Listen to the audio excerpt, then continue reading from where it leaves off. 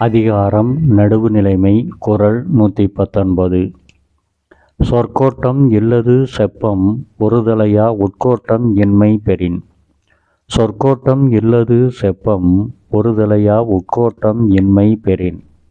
இக்குறளின் விளக்கம்: உள்ளத்தில் கோணுதல் சிந்தை இல்லாத நிலைமை வேண்டும். உள்ளத்தில் கோணுதல் சிந்தை இல்லாத நிலைமை வேண்டும். இதனால் பேச்சிலும் கோணுதல் இல்லாத நிலை வந்து நடுவு நிலைமை சிறந்தோங்கும். இதனால் கோணுதல் இல்லாத நிலை வந்து நடுவு நிலைமை சிறந்து ஓங்கும் என்கிறார் ஆசான் திருவள்ளுவர். குறிப்பு: மனநிலை சிதைவை குறிப்பிட கோட்டி என்ற சொல் பாண்டி நாட்டு வழக்கத்தில் உள்ளது.